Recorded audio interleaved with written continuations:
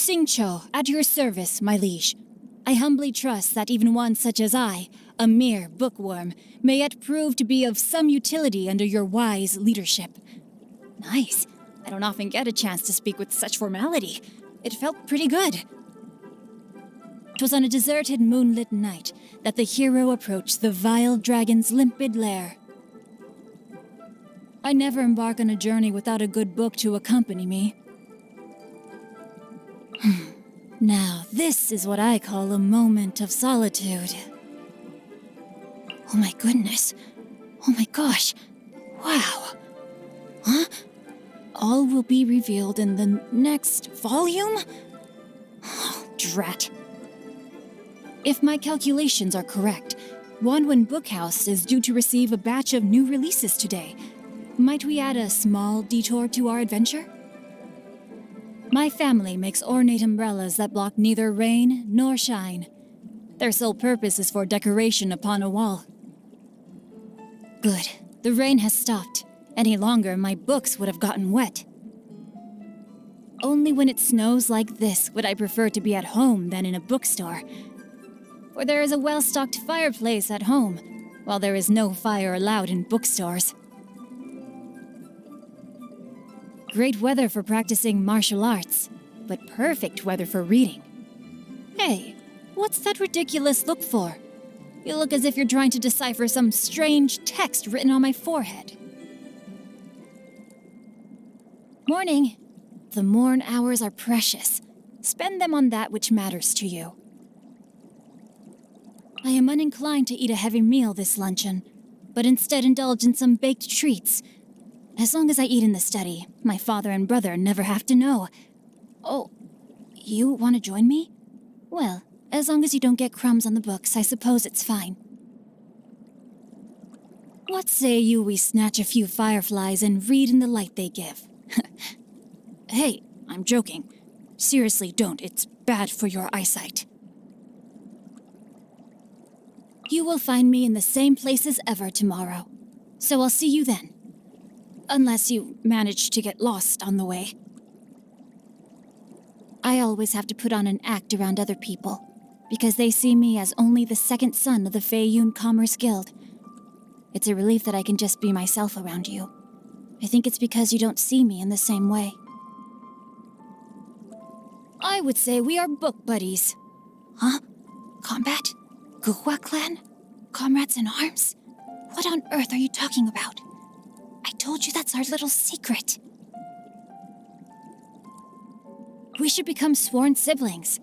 Let's go to the altar at Jeyun Karst. Nope, no ifs, no buts. You know too much about me. You know the real me, the one I normally have to hide. I simply can't let you go until you promise me you will go through with it. There aren't many records on matters concerning visions, but I do have a passage dedicated to the topic in my collection of ancient texts. I can lend it to you if you want. I've come to an epiphany based on some things I've been reading. Ultimately, the arts of both the polearm and the sword are just the art of hand-eye coordination. It's a little difficult to explain. If you want to know more, come with me to Wangshan Hall. But first, you have to promise me you won't laugh. Must-see places in Liyue? That's a tough question. The place I would miss the most if it disappeared would be the Wanwen Bookhouse, first and foremost. The Guhua sect would be in the top 10, too.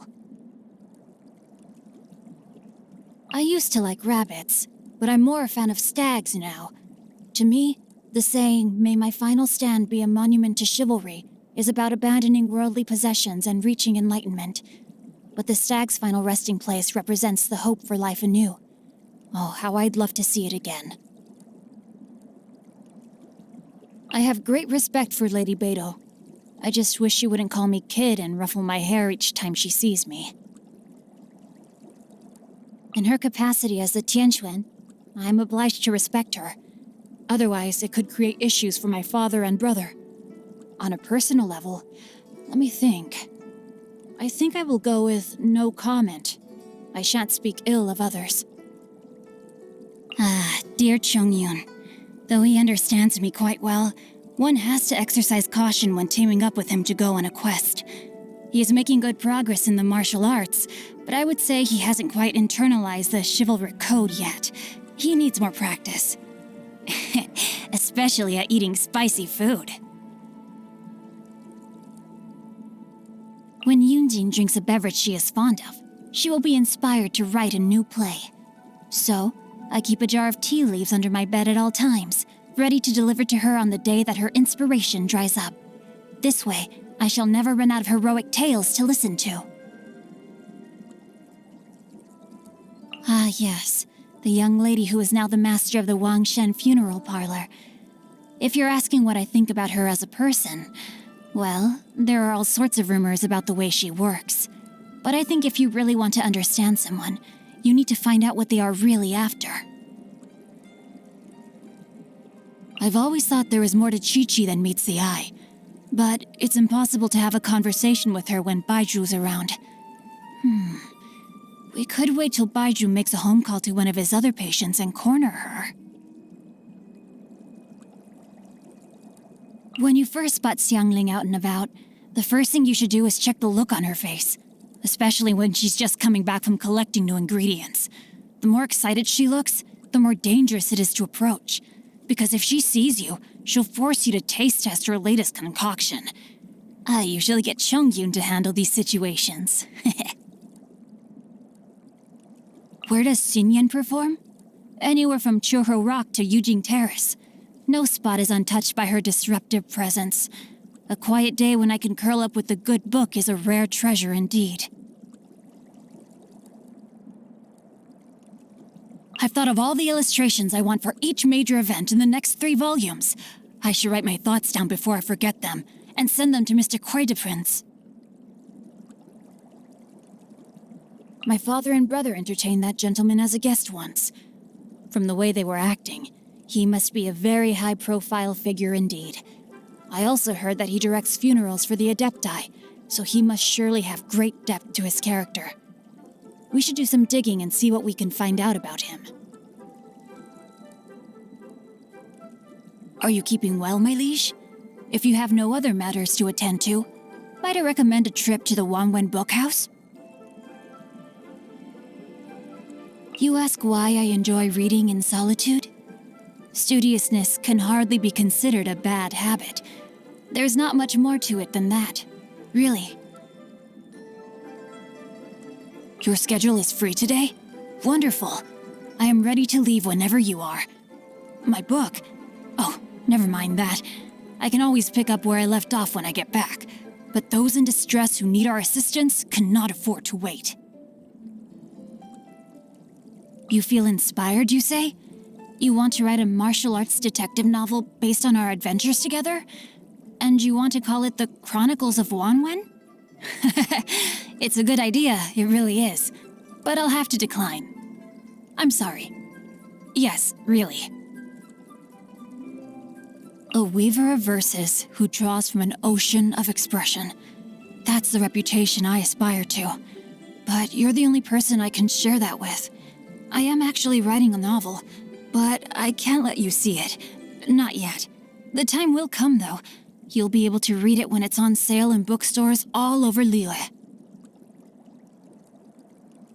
Evidently, my hobby is reading.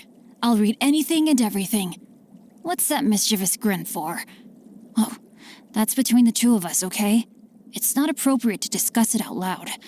There's no point in bringing it up anyway. What annoys me? Well, one day my brother will inherit the family business. What will happen to me then? I fear my current carefree existence would...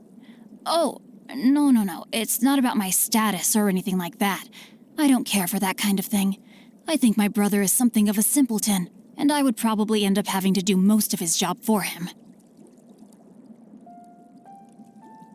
I like baked goods and US-style seafood, probably because I'm used to quite a bland diet at home. I hate carrots. When I was young, my mother would mash them up into... Ugh, I can't go on.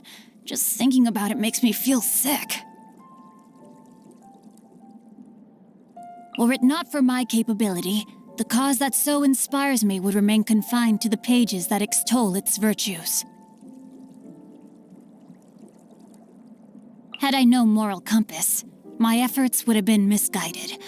Doomed to grasp at shadows, while missing the substance, I would have become a Philistine that seeks only violence. There is a cause that I seek to champion, yet few in Liyue share my aspiration.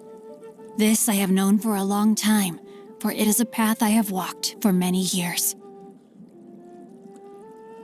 I am most grateful for your company on my journey. I am proud of my achievements, both in the martial arts and in championing the cause so dear to my heart. I guess there's no need to euphemize any longer. Chivalry. That is the cause that inspires me, and that I seek to champion. Why should I shy away from it? I am sure my father and brother are under no illusion as to what I stand for by now. But of course, I still need to be somewhat discreet in the way I go about my business.